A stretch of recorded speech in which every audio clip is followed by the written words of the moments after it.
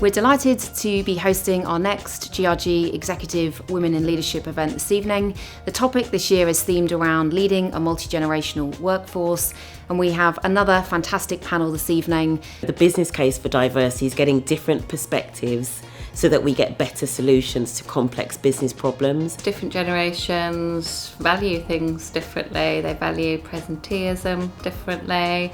They value interesting work in a different way. And I think if we ignore that difference and we force standardised methods with them and standardised attendance in the office, we run the risk of really losing some good talent. Careers are less linear than they were. People are changing careers later in life. We're getting part-time, flexible, working, portfolio careers. So don't be scared to develop really great people if they're going to leave you, because you've set them up and you've gained something in the interim.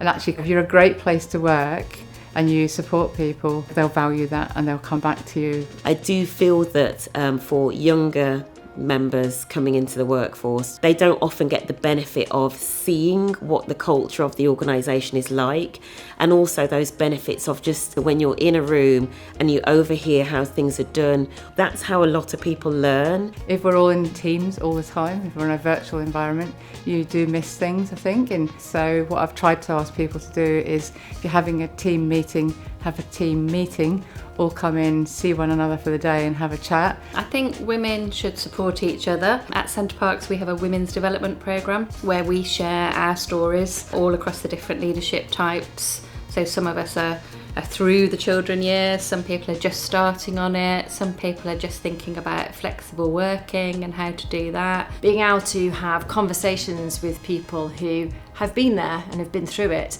and able to share their experiences, what worked and what didn't for them, what they could try, going through that choice around, do I have a career, do I be a mum, can I have it all? There's a huge benefit in being able to have that mentorship from different generations. What we have been able to do though in the virtual environment is create collective groups around particular topics. So for example, we have a menopause support group, and actually that's been fascinating to see because it's got really big attendance, and even quite a few men come along to try and figure out what's happening with their wives. So it's a great environment to allow people to just listen if they want to just listen, to contribute and to talk.